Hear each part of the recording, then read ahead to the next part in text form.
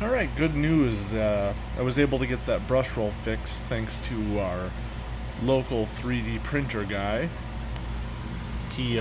I guess I didn't really ask him about the process here, but I gave him the broken parts of the end cap, and he was able to reproduce it, and he used a resin called like Rigid 4K.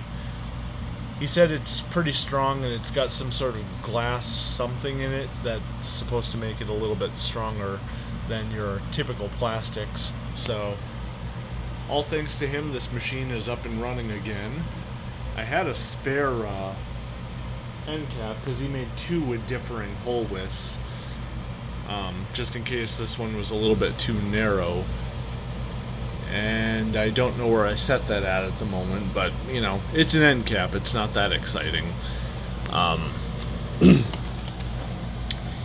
Now, I don't know what happened to this exactly, but there is a suction relief valve back here, and I am going to block it for the duration of the test because it appears to be missing something.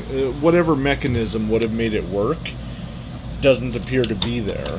So I'm just going to block this over for the test, because I mean, otherwise we just have an open hole. I'm gonna guess, you know, it must have been some sort of plasticky, rubbery something, and it's just, with age, gotten weak and got sucked away. I don't know. So, alright, so the machine reminds me of a few other machines that Dirt Devil / Royal made, like the Royal Power Cast, for example.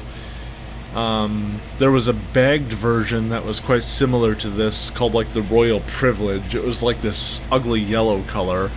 And I've also seen a bagged Dirt Devil Vibe, which also reminds me of this design, especially having the center suction path, which, you know, I can't tell you exactly how similar all these machines are, but I do know the Royal Power Cast used a similar HEPA filter, but those were a bagged machine, and they featured a lot of metal. Very, very heavy machines. I think like 35 pounds or so. But let's get on with the measurements. We'll take the electrical ones first, and because this has a micro switch, we'll have to lean it back to turn on the brush roll. And we also have a little suction blocking door down here.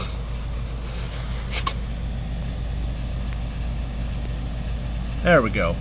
So whenever the machine is in the upright position, this little door closes off to block the air path off and try to divert it to the hose. But, you know, no point in running it with the hose and the floor head blocked up. Ambient voltage.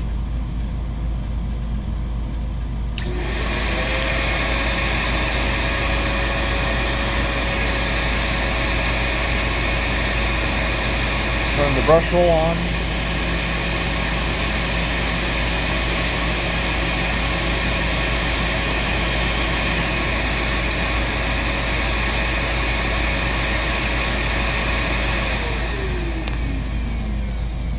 Okay. So I would imagine like the Ultra MVP, because the shut-off thing is just plastic on plastic, we're probably not going to have a great seal, and therefore probably not a huge amount of tool power, but we'll see.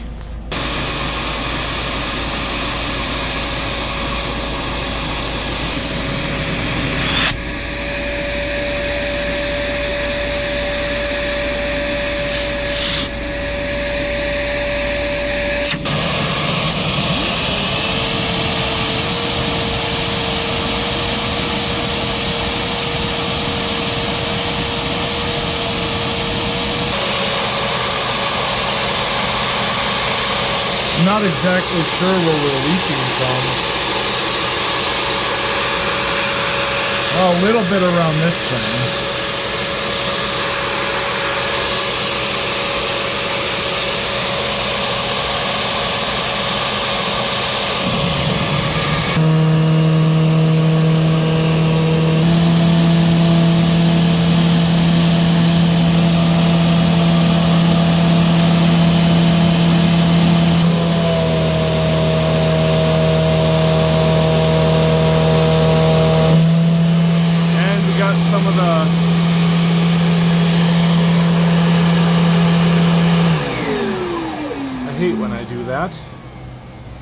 Clearly I got some of the foam seal on the brush roll.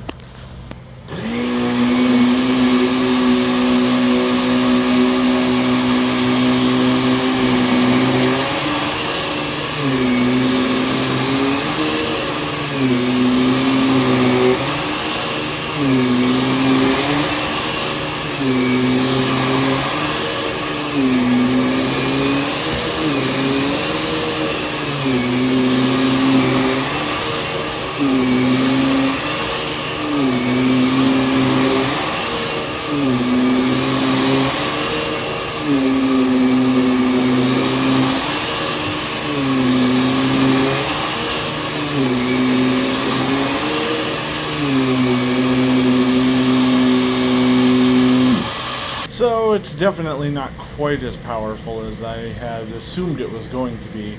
You know, I figured, you know, having such a simple motor path and, you know, a fairly wide intake tube, that it would have been a fair amount stronger than it was.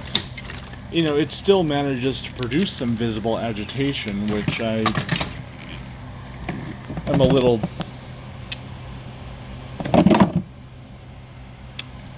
I shouldn't say I'm surprised by it. I did see it do that before the refurbishment process. But I'm guessing, you know, that's more a matter of the short brush roll, or short bristles on the brush roll. I mean, they're not overly stiff either. It's just, you know, they probably don't have quite as much room to flex. So, you know, they tend to be a little bit more aggressive.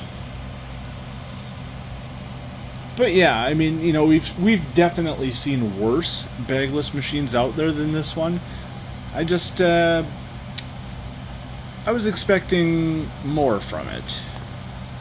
But, oh well. That's the thing with these, you know, sometimes you pick up a machine, you have expectations from it, and they don't live up to them. Sometimes they exceed them. And that's kind of the fun of doing this, you know. You get to actually see how different machines perform rather than just speculating on it. You know, you get to put numbers and figures to things for a better comparison.